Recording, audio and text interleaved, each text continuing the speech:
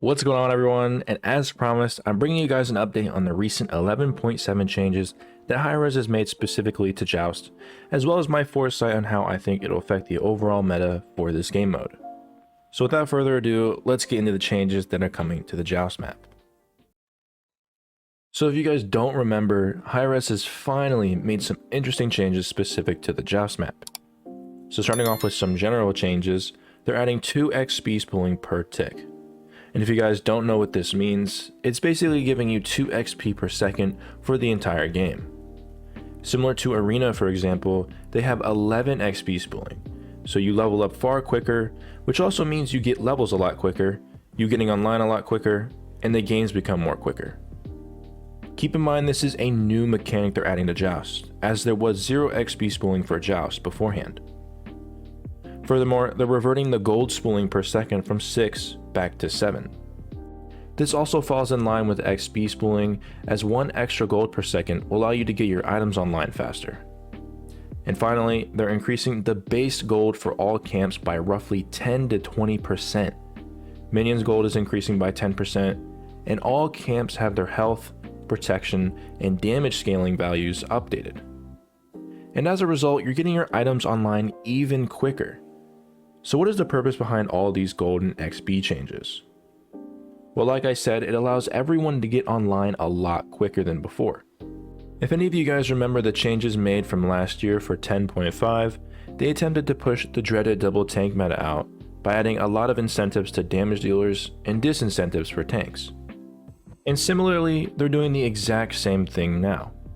One of the biggest issues in my opinion from those changes was the gold and XP disparity. Without getting too far into it, after update 10.8 was live, it was almost impossible to get your starter upgraded before getting full build. You'd have your build completed, but because there wasn't enough XP, you'd rarely get 20. But with the addition of XP spooling and a map with way more XP, hopefully this issue should be resolved. But moving on, it's a known fact that damage dealers need to wait to get some items before they can truly get online. But with all the gold changes and XP change, this should allow for them to get online faster, which will incentivize bringing back the traditional team comp with tank, hunter, and mage back into the meta and pushing the double tank out. Moving on, buff camps are getting some notable buffs, specifically to red buff, which is doubling its power from 10 to 20 for physical gods and 15 to 30 for magical gods, and purple buff increasing the attack speed from 15% to 20%. Similarly to what I was saying earlier, this is another attempt at incentivizing more damage-oriented team comps, with hunters almost always picking up the purple buff, and red buff being picked up usually by the mage or the designated damage dealer. Next up, we have some more changes to the Tower, Phoenix, and Titan.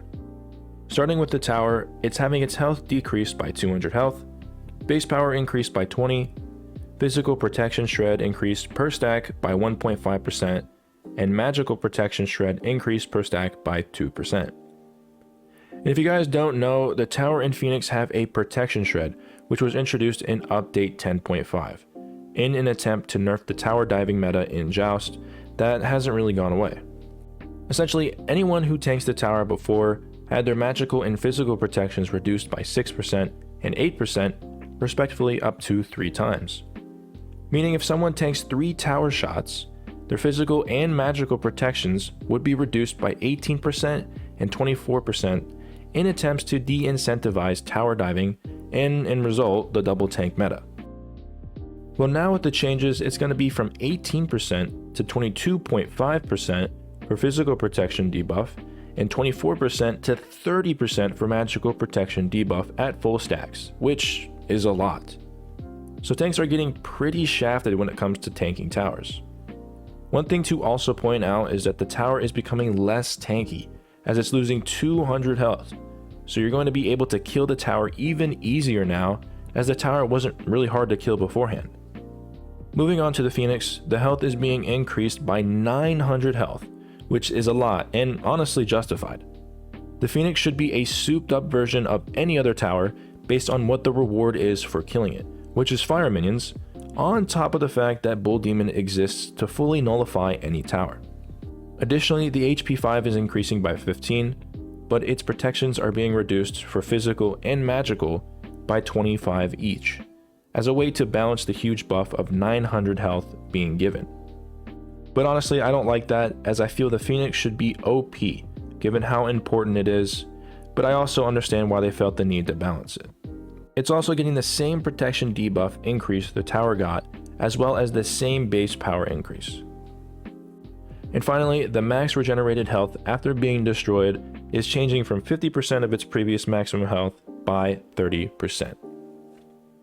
And moving on to the Titan's health is being increased by 500 health and magical protection reduced by 15, so you'll be able to do more damage as magical characters now.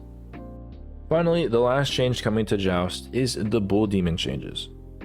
The first change is making anyone who gets hit by the Demon King have their damage reduced by 20% and healing reduced by 40% for 3 seconds. Now this is a very good change, as everyone knows hunters, mages, and assassins can very easily solo the Bull Demon King without any trouble very early in the game. With how valuable Bull Demon King is, it needed to be a little bit harder to solo, and I think this is a very good change. Next up, the Bull Demon King now scales with other attributes other than health, which I'm assuming is referring to the protections, making him far more tanky. And finally, the Bull Demon King becomes enhanced after 12 minutes, and gives an enhanced buff, giving players 10% magical and physical penetration. And if it isn't obvious, this is another attempt at nerfing tanks, as getting 10% pen is a very blatant way to do more damage to tanks. So overall, the main takeaways from these changes are this. With all the gold increase via gold spooling, minions, and buff camps, this will allow for everyone to get their builds online quicker, which benefits damage dealers like mages and hunters a lot more than tankier classes. On top of this, XP being increased via XP spooling will also make you get more levels a lot quicker, so beware of that level 5 spike, as it'll come quicker now. And this overall makes games a lot faster, as you'll have more impact on the game a lot sooner because of these things. Another important takeaway is the buff to towers, specifically referring to the prot shred and damage increase, which will make tanks not be able to tank the tower as much, which fundamentally nerfs the double tank team comp and buffs the traditional team comp. So this will be a very important thing to pay attention to if you're a tank player trying to tank for your team, as you'll be taking a hell of a lot more damage. And the final important takeaway is the Bull Demon King becoming a lot harder to solo / do in general, as you'll not be able to heal and do as much damage when hit by it. And it now gives an enhanced buff at 12 minutes, giving you 10% pen, which will allow everyone to do more damage in general, but obviously will have more impact on tankier gods, which is another roundabout nerf to tanks and the double tank team comp. That is basically all the main changes coming to Joust. Of course, there are a lot more important things coming to Smite, aka all of the returning items, which will have another big impact on the Joust scene / meta, so be aware of this as well. If you enjoyed this video, please like, comment, and subscribe. I'd really appreciate it. If you have any feedback or suggestions, let me know in the comment section down below. But that's everything that I have for you. So with that being said, thank you guys for watching.